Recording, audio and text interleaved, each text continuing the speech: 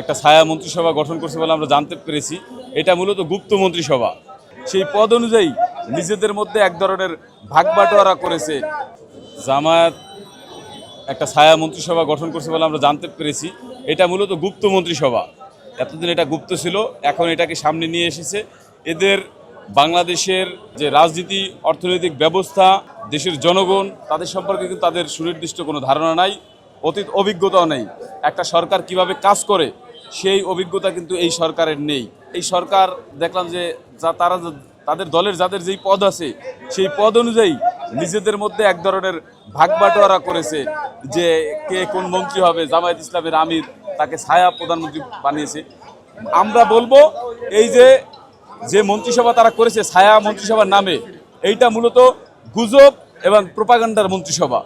একটা গুজব প্রোপাগান্ডা তারা সবসময় চালিয়ে আসছে, সেটার প্রাতিষ্ঠানিক রূপ হচ্ছে এই ছায়া মন্ত্রিসভা।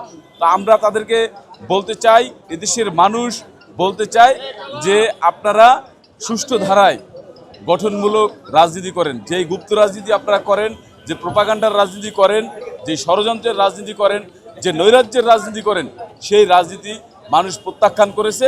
আপনারা গঠনমূলক সমালোচনা করেন, কিন্তু বিরোধিতার জন্য বিরোধিতা, হাসিনা মার্কা বিরোধিতা, এইটাই কিন্তু জামায়াত ইসলামী করে যাচ্ছে। বাংলাদেশের যে রাজনীতিতে গুণগত পরিবর্তন এসেছে, মাননীয় প্রধানমন্ত্রী জনাব তারেক রহমান রাজনীতিতে যে পরিবর্তন নিয়ে এসেছে, সেই পরিবর্তনকে কিন্তু জামায়াত ইসলামী ধারণ করতে পারেনি।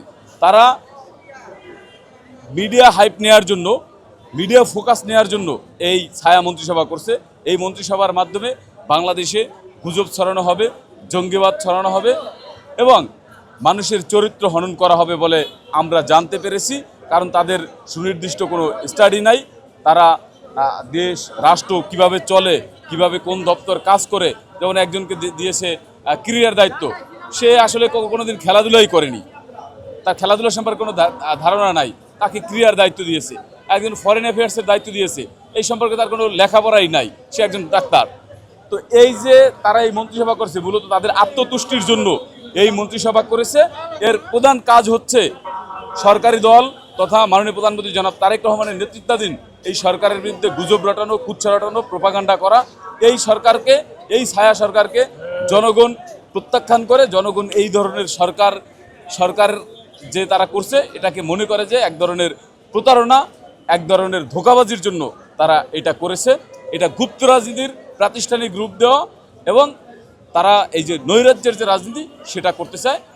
ছাত্র সমাজ আমরা যারা রয়েছি, আমরা সহ সারা বাংলাদেশের শিক্ষার্থীরা এই ধরনের ছায়া মন্ত্রিসভার নাম দিয়ে মিডিয়া হাইপ না তুলে তাদেরকে জনগণের কাতারে গিয়ে রাজনীতি করার জন্য আহ্বান জানাই। কারণ তাদের রাজনীতি হচ্ছে অনলাইনে, বট আইডির মাধ্যমে তারা চরিত্র হনন করে, বট আইডির মাধ্যমে তারা ভোটাভুটি করে।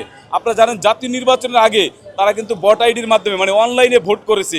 সেই অনলাইনের ভোটে তারা বিরাট ব্যবধানে নিজেদেরকে বিজয়ী করে দেখিয়েছে এবং অনলাইনের ভোটে তারা মনে করছে তারা সরকার গঠন করে ফেলবে। কিন্তু এই তাদের সাথে অনলাইনের বট বাহিনী থাকলেও জনগণ তাদের সাথে নাই, যার প্রমাণ 12ই ফেব্রুয়ারির নির্বাচন বাংলাদেশের জনগণ দেখিয়েছে।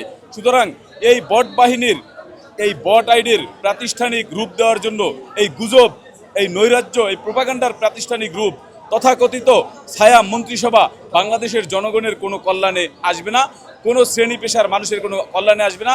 এটা কেবলমাত্র জামায়াত ইসলামী এবং তাদের একটা নির্দিষ্ট গোষ্ঠীর জন্য এটা করা হয়েছে, মিডিয়া হাইপের জন্য।